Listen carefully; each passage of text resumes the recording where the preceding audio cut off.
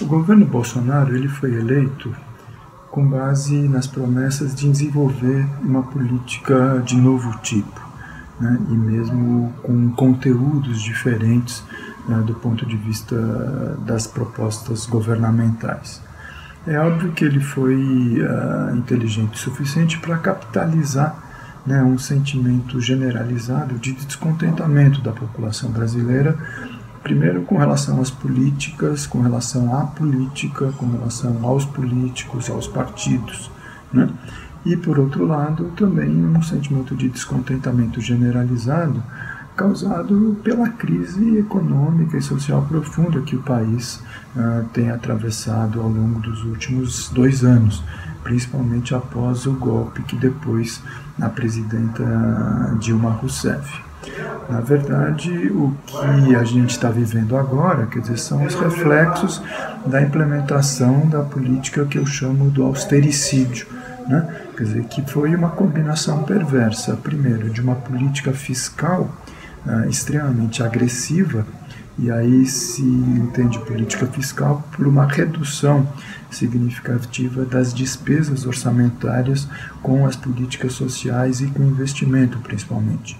As despesas públicas para pagamento de juros da dívida, as despesas financeiras foram mantidas.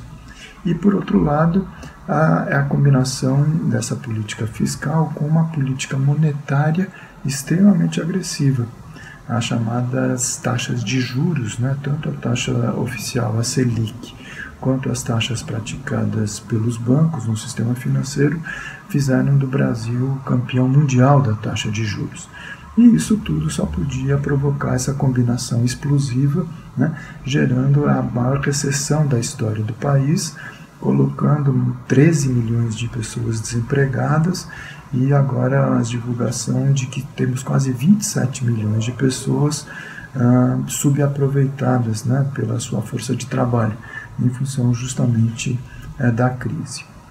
Mas, além desse problema, tá certo? Quer dizer, o fato é que o Bolsonaro ele convidou, né, o economista Paulo Guedes para ser o responsável pela área econômica do seu governo.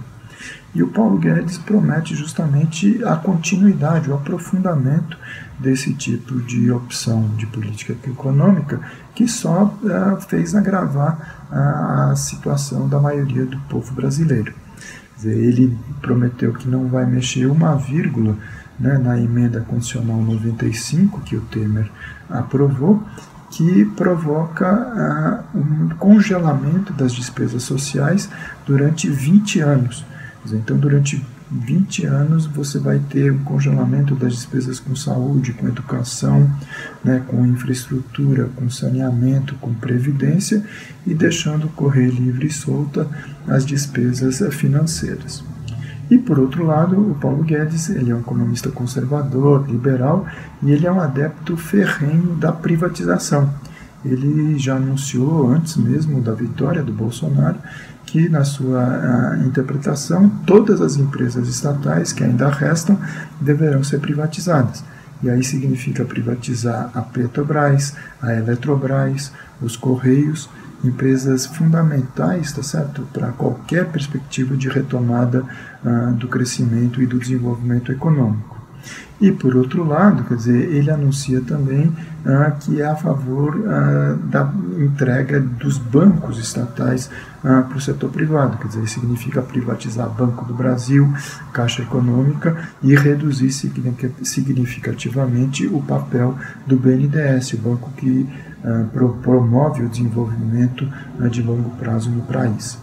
Então, muito provavelmente, quer dizer, o que a gente vai ter é a continuidade dos aspectos extremamente negativos que foram levados a cabo ao longo dos últimos 2 anos.